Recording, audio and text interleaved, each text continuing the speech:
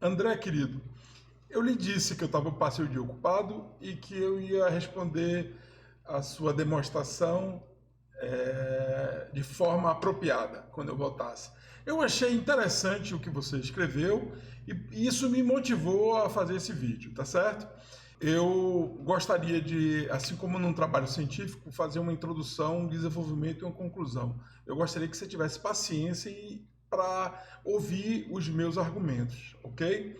É, a princípio, eu vou chamar aqui, vou dispor de uma carta desse baralho, né, de argumentação. Vou usar a minha carta de Milton Friedman.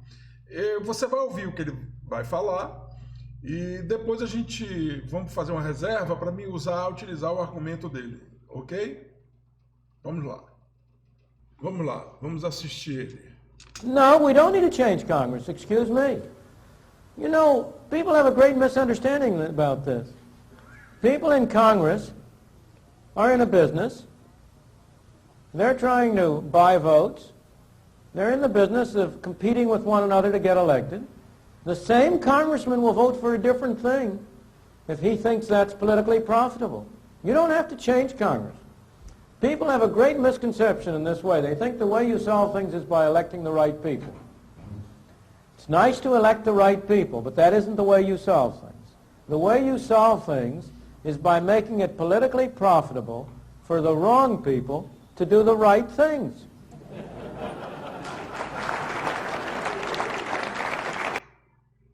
Nós ouvimos Milton, né? Ouvimos o que ele falou para a gente usar as pessoas erradas para fazer as coisas certas. No processo político que nós vivemos, e em qualquer lugar do planeta, o certo é a manifestação dos seus eleitores, do seu público, né? O certo é a nossa participação. Não é prudente que você deixe um político, eleja um político e fique calado, né? Mas o que nós temos que considerar é que a esquerda ela não faz concessão, né? Ela não dá chance de uma atitude virtuosa. Né? Aquela coisa daquela expressão em latim, in dubio pro réu, não existe para a esquerda. Né? A presunção da inocência está descartada sempre, não existe virtudes. Eles querem solapar a reputação. E isso eles fazem diariamente com o Bolsonaro. Entenda, não há nenhum problema em ele retroceder ou ele atender o seu público. Afinal de contas, o salário do político é esse, né? Atender o público. É assim que ele se mantém no poder, não é? Mas a esquerda ela tenta transformar uma narrativa de que Bolsonaro está errado, está fazendo alguma coisa porque tem uma coisa, uma mensagem por trás disso tem uma segunda intenção, ele quer tirar Moro, ele quer salvar o Flávio. Isso não é verdade, isso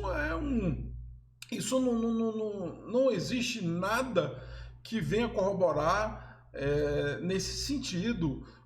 Eles estão governando, ele recebeu a comissão de segurança, de representantes de segurança dos estados esses que têm seus governantes eleitos democraticamente, escolhidos pelo povo, são forças da República, tá certo? O Bolsonaro, ele sabe lidar com essas demandas, ele tem 30 anos de Congresso, né? Ele não é nenhum ditador, ele não pode receber esse pessoal e falar, não, vá, não é isso, não é?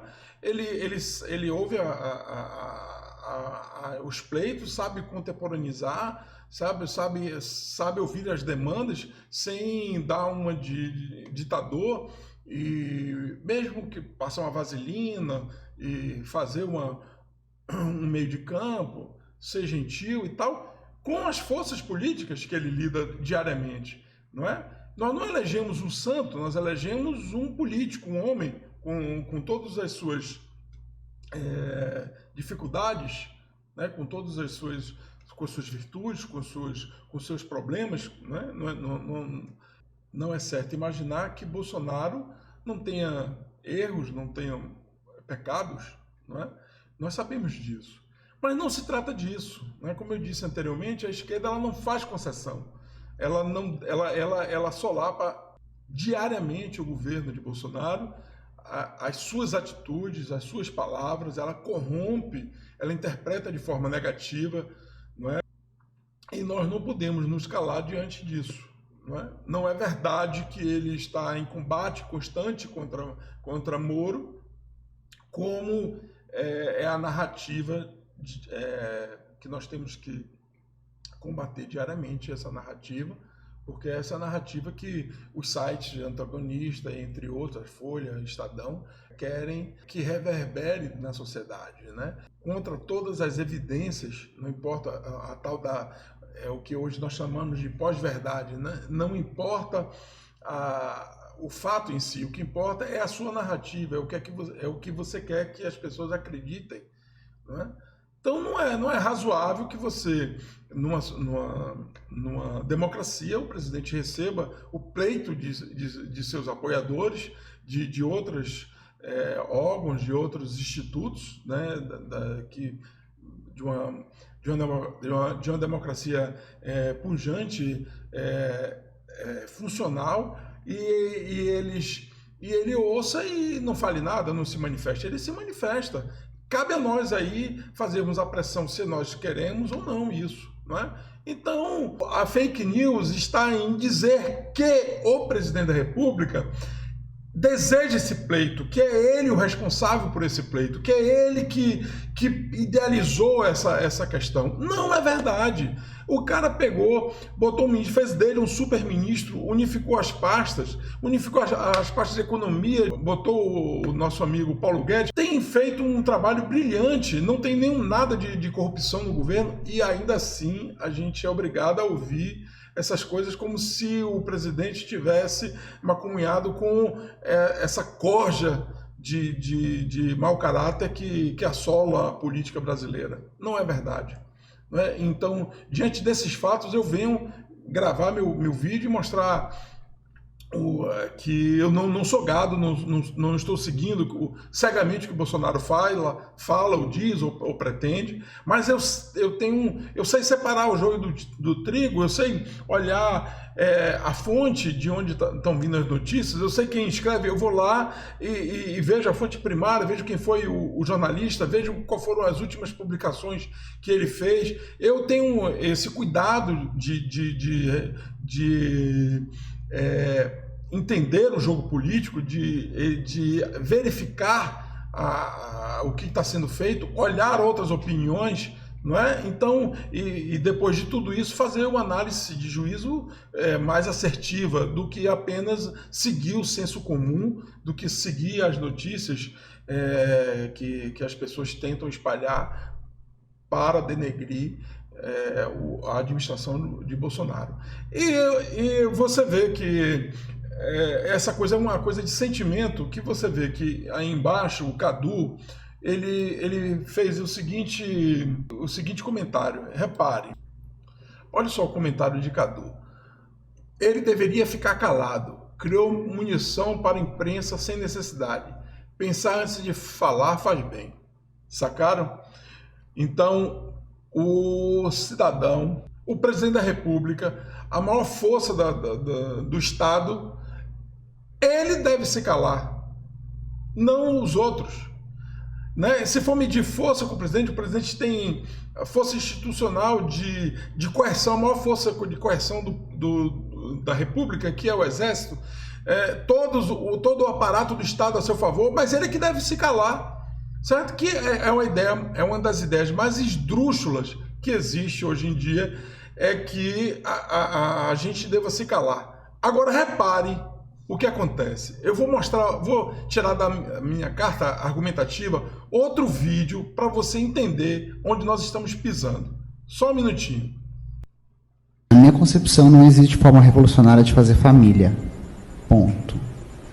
Por quê? Quando dizem pra gente, o movimento LGBT quer acabar com a família, o movimento LGBT é um movimento promíscuo que defende o sexo desregrado, a gente entrou numa lombra dos 90 para cá de se colocar numa posição defensiva, de dizer não, a gente não quer destruir a família nenhuma, não. a gente só quer amar, né? Ou não, a gente não tem nada a ver com promiscuidade, não, a gente até casa, a gente até tem filhos, a gente até constitui família. E isso é de um retrocesso político violento, que violenta inclusive a história de constituição do movimento LGBT na América Latina. Violenta a história dos ganhos e lutas feministas na América Latina. Então cabe a radicalização nossa também de afirmar com todas as letras o que é uma estratégia política crítica antissistêmica. Ah, porque vocês querem destruir a família? Sim. Queremos. Então, meu amigo, você percebeu o nível do sujeito, o discurso dele de acabar com a família? Então, vamos voltar agora a Milton Friedman, né? Qual é o capital do político? Né? O poder. Se você deixa essas narrativas reverberarem pela sociedade sem nenhum contraponto, as pessoas, os políticos vão tomando corpo do quadro político, das instituições, com esse tipo de narrativa, se pronunciam em universidades, em campos, em eventos sociais, em eventos culturais, vai levando, arrastando aí esse pêndulo do poder para essas pessoas que desejam esse tipo de coisa, não é? Acabar com família. Eu não vou entrar aqui no mérito da questão das questões progressistas, eu não vou discutir isso. Eu sou totalmente contra, mas eu posso fazer um novo vídeo com um novo argumento. Mas a questão é a questão política. Se você tem os políticos que abraçam essa causa e ninguém fala nada, você cada vez tem um Congresso mais dominado por esse tipo de pessoas.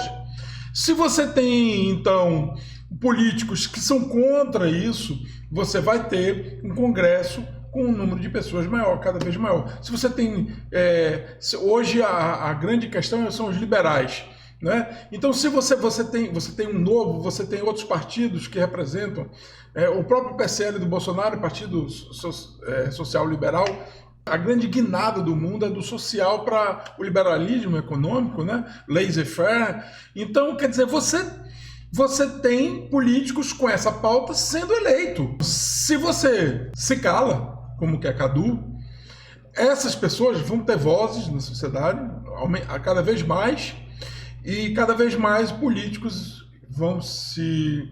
É uma via de duas mãos. Cada vez mais políticos são eleitos, cada vez mais pessoas apoiam políticos com esse tipo de discurso.